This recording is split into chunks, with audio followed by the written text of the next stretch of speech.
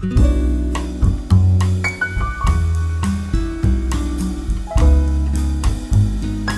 played bishop g7. I thought it was a bad move. h4, and he says, I'm out of here.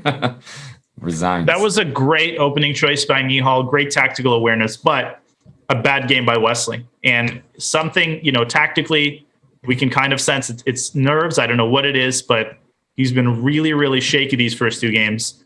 Let's see how that bears out as they get warmed up. Maybe it'll go away. Maybe not. We'll see. And a French.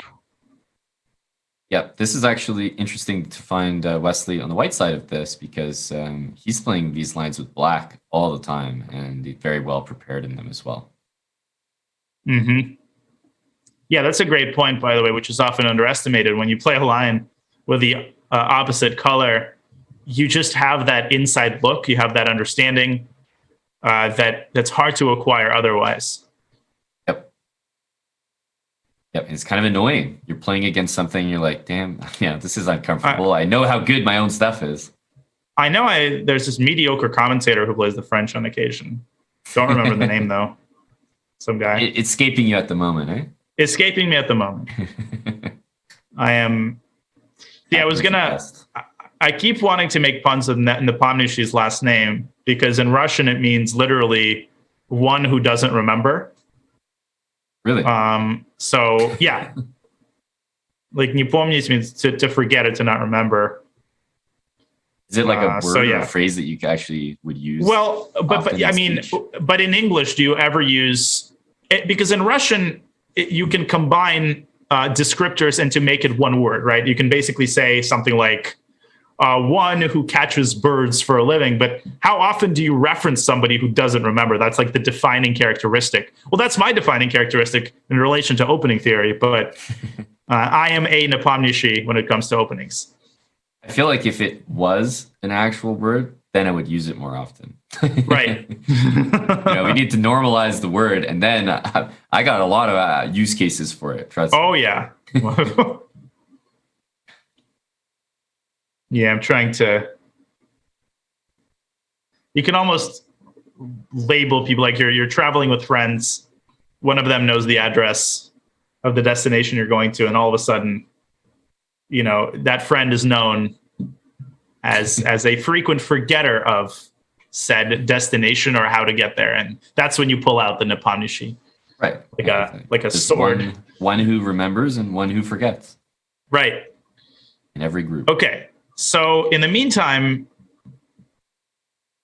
G4 by Wesley. And so he's castled. Surprises me, I have to say, because I was like more on the train of thought that maybe F6 made more sense for black after the move G4, try to open things up.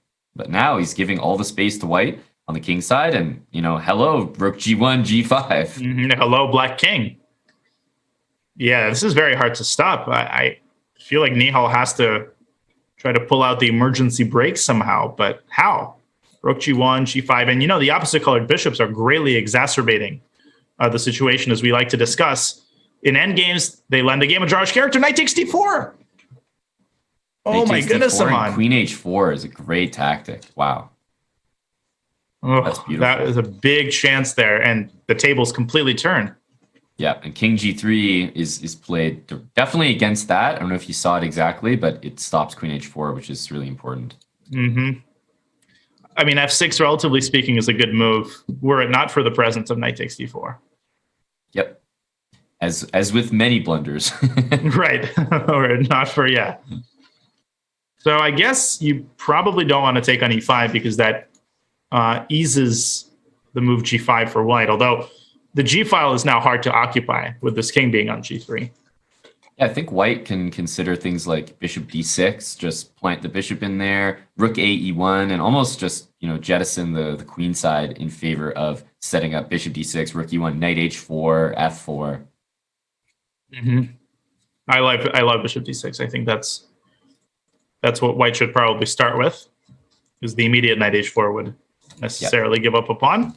It's a very secure square as well, D6. It's like it really can't be touched. Knight A5, knight B7, then you just move back, and the knight's horribly placed. Yeah, it's right in the teeth of black's position. And once again, black simply doesn't have a dark squared bishop. I guess black could contest this bishop with his queen, but I don't know. Maybe too early for that. Yeah. Wouldn't put it past him. Now, how about them apples? Maybe Nihal wants to open up the G file. Wesley putting the kibosh on that. G5, there's going to be an en passant. That's right. Yeah, should be no way we see something like that. F4, F5 looks really nasty. Right. I am not seeing like the. I feel like the eval bar is just not seeing what I'm seeing, because I think this looks great for Wesley. I don't really see active play for Black. I see Bishop D6, F4, Rook A E1, easy moves. Where's Black's counterplay? Yeah, it seemed like Nihal was getting stuffed on the king side, but this move knight H4 is just a total, it just ends all ideas connected with F5 with G6. Mm-hmm. I'm not seeing it, and let's not forget about Bishop D6, which could still come at a timely moment. Right. To solidify everything. Rook C8. And I don't know if I would be able to resist the temptation, but I feel like Wesley, okay, there we go, F4. He doesn't resist it either. Should be 4, stopping ideas with Rook C3. Yep, and very much air quotes stopping Bishop takes A4. Oh man, that was the real threat. Right? Yeah, that was a huge one. No, air quotes stopping Rook C3. The whole point was the Bishop takes A4 was the game-winning threat. Yeah, exactly. But I really think, in all seriousness, he does not care about that queen side at all. I imagine Rook A E1 could get played, and Bishop A4 is pretty much meaningless because this game is going to be decided on the king side. Yeah, although you can't get too cavalier with that king on G3, because I could envision some scenario where, if pawns get traded and white forgets about the G5 square, right? Unfortunate stuff could still happen to white's king. But Wesley, with plenty of time here to calculate, he should be able to figure this one out. God forbid the queen ever gets on that diagonal, right? From D3 to H7, then there'd be some knight G6 checks, and Black's got to always make sure to keep that diagonal under control. That would be one heck of a windmill, plus checkmate. The best kind of windmill. Right, the famous checkmating windmill. yeah, the famous forced mate. Well, if he mates like that, then we might see some tilting at windmills. Yeah, that was a reference and a half right there. In fact, it's so good, I don't even think some people will get it. AP Spanish literature, It's a high school. All right, so Rook AC1, very deflating move for Black, getting rid of the only active piece, right? That's a very important concept. And as you said, does anybody here care about the A4 pawn? I don't know if anybody in the chat cares about it. Me neither. Is it time for Bishop D6? Yeah, I feel like now Bishop D6, Knight B7, I really do run out of squares. So I am not sure about Bishop D6 anymore. You could really almost play Bishop takes A5 as well. And if you're going to play Bishop A5, then you could just wait with Bishop C3 and just continue with F5. Correct. And Rook B1, where did that rook come from? It came from A1. Right. So maybe Rook C2, he wants to play Rook FC1? I don't know. Yeah, he's kind of jumping around to both sides of the board, like with his plans here. He's not following through with F5. Yeah, and very practical decision by Nihal. At the very least, he gets a pawn. We were joking about it, but if Wesley's attack fizzles out, these are connected passers. That's right. Yeah, may as well take that. Not anymore. I stand corrected. And the pawns do not. Uh-oh. G5 looking good. Yeah, but now Bishop B5 and A6. Right. I don't know. I'm not sure how happy. I don't know about that. How important was that pawn to take and Rook C8 waste? is coming. Right. I felt like Rook C1 was just sort of playing itself. Now Nihal still G5 is going to come at some point, and with 14 seconds, this is a nightmare to defend. So maybe you are going for G5. Yeah, right now that looks correct. And what Wesley could do is get that knight around to E5 to plug this diagonal. Yeah, and that's going to guard the D3 pawn as well. That's a nasty idea. rook f8, maybe? I would have gone knight g6 just to force things. I don't understand why Wesley is giving Nihal additional opportunities. We know Nihal does not miss additional opportunities. Okay, rook f5, g6.